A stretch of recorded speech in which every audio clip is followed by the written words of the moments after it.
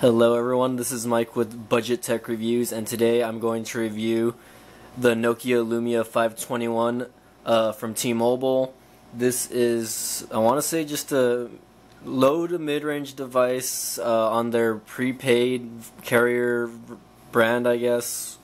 And I got this phone for $129.99, and actually it wasn't a bad deal because it's a 4G phone and it's got a 5 megapixel camera on the back. But anyways, I've had this phone for a few days already, and it's got a 4-inch screen. But I wanted to get a quick review of I guess just get a review going, I guess, since I've had this phone for a while already. And I guess in this video I'm going to talk about I guess just the specifications of the phone, a little bit about the phone itself. So of course, if you guys aren't aware of this is running Windows Phone 8 on it, so it's not an Android phone. This is actually my first Windows phone that I've worked with, and right out of the box I noticed that Windows phones are very fluid. I've never really had a problem with this phone as far as fluidity and stuff like that. So going back, this phone comes with Windows 8. The phone's very light. It weighs 4.3 ounces basically, so it's not too bulky of a phone in the hand. I mean, it looks big, but honestly it's not. And it's a 4-inch screen, so my hand goes all the way around it. It's a nice feel, but the quality doesn't feel that great. So like if you drop the phone, I mean, something could happen to it probably. The back part might pop out and worse things could happen. But physical feature wise, this phone has a 4-inch screen. It's 480 by 800 pixels, and it's got 235 ppi, which stands for pixels per inch, I want to say, but don't quote me on that. I might have that wrong. I always say something wrong. It has an IPS display, so pretty clear and solid display all around. It's not a bad display at all. And it's a multi-touch touchscreen, so if you download games that require you to use more than one finger gesture, you can use more than one. It's got a light sensor, proximity sensor, and apparently the glass on the screen is scratch resistant. But don't quote me on that. That's just what I'm reading here.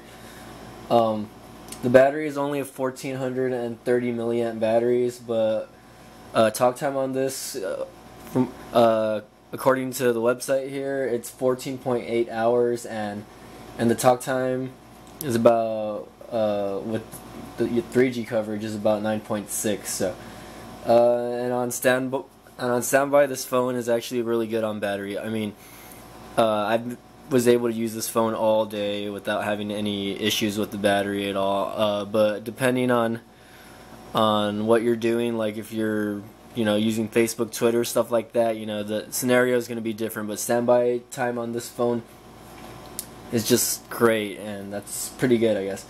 The system chipset, the hardware in this phone. This phone comes with a Qualcomm Snapdragon S4 Plus MSM 8227. If you want to get technical, I guess, or it comes with a dual-core processor, and it's clocked at 1000 megahertz. And it's got an Adreno 305 graphics processor, and the system memory is only 512, but you wouldn't be able to tell. And it's also got built-in storage on the phone. So if you guys don't want a phone where you have to use a memory card, this phone comes with 8 gigs of internal memory, and about out of the box, 5 of it's usable. So you can still store, pictures, music, stuff like that without actually having to put a memory card in. And like I said, it comes with expandable memory, micro SD card up to 64 gigabytes. And apparently this can support a micro SD XC card, and I'm not too sure what that is exactly, but go from there. Okay. On the back, you see that this does have a camera. It's a 5 megapixel camera. And it does have autofocus, and all you have to do is tap on the screen to autofocus, and it does have different exposure values, white balance, ISO control, etc. But one thing I didn't like is that for a $130 phone, I mean, I've bought cheaper phones that have flashes. This phone does not have a flash, so that was kind of disappointing. That this phone does not have a flash right out of the box. So, I mean, just keep that in mind, no flash. So, on the side here, you can see that there's the volume rockers, and right here is the power button, and this phone does have a physical camera button right here. So, if you guys want to go and take pictures and use the camera button, it's usable. I don't really see the use for it nowadays on most phones. So, let's take a look here. This phone is a 4G phone, and it runs off their HSDPA Plus network, or their HSPA Plus network, and it could download up to 21.1 megabits per second and upload up to 6, I guess, on that. So, I mean, it's not a bad phone. I have no problems with their HSPA Plus network. And just to show you guys that, I'm going to run a speed test really quick. Well, maybe not. Hold on, let's see. I guess just let me show you guys little things about the phone, but I'll run a quick speed test, or maybe I'll save that for the next video. Hold on, let's see. And I guess before I get into the phone itself, actually, let me show you guys just a little around the phone, I guess. Here is the 3.5mm headphone jack up on top. And like I said, the volume rockers, power button right here in the middle. I'm not really used to having the power button here on the side, because most of the phones I work with are Android phones, and they're either on top right here, or the power button is usually right there, and usually the volume rockers are on the bottom. And on the bottom right here, you can see it just has a a power charge. What do they call that thing? I always forget what it's called. A micro USB charging port. There you go. I don't know why I forget that. And back here, you know, it just says Nokia, and right here is for the external speaker grill. But pretty plain phone all around. Not glamorous or fancy. It's white all the way around the back, and pretty much black back in the front. Got the Nokia logo and the Windows button down here, and the back button on the side right there, and the search button. And one thing to note is that these capacitive buttons that the phone have do not light up. So or maybe I just haven't figured out how to light them up, but that's one thing I didn't like about the phone, is that you can't change that. And here we go. On Windows, this is Windows 8 phone operating system, I guess. And if you guys aren't familiar with it, it's very actually minimalistic. If you guys use Windows 8 or any Windows software, basically, you know, or things like Xbox, you know that they have tiles now, basically.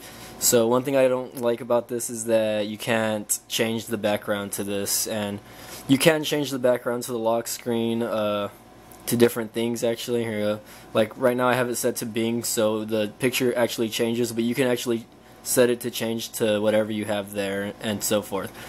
And things like text messages actually come out on the lock screen, and so say like someone text messages you and you get a text, and it'll just pop up right there. All you have to do is click it on top, and it'll take you straight to the text message. But anyways, back to this. As you can see here, Windows has tiles, and I'm not a huge fan of this just because, but the cool thing, I guess, is that you can change the color or change the size of this and move things around. If I wanted to move things around, I can change the size. I can make this extra big, extra small, or just put it back to the size that it was. And as you can see, I already have some apps laid out for me, but I'm going to talk more about apps in the second review video here, guys. But I'm just going over little things here. But as you can see here, I just have, it's pretty plain. I mean, you can actually change the color here on the background. Let's take a look here. Like, you can change the theme color, and the original stock theme color that this phone has is actually, like, it's not pink, hold on, it's magenta, I think. Yeah, this is the actual theme color that this phone comes with, but I changed it because, you know, I'm not a girl or whatever. So, but I mean, don't get me wrong, it doesn't look bad, but it comes with a pink magenta theme, and of course you can just change the color of that, and you can just continue scrolling down, and you can add more pins the more apps you have. Or if you're like me, you don't like to have everything too cluttered up, so I like to just keep it real, I guess, and not have too much stuff on my home page. But this is pretty much it. That's all you can do. So I mean, and from here you go and it just shows you the rest of the apps that you have on the phone. So I mean, pretty much that's all you have on the screen. From there to there, that's the only, you only get 2 screens basically, and that's one thing that I wasn't very fond of. But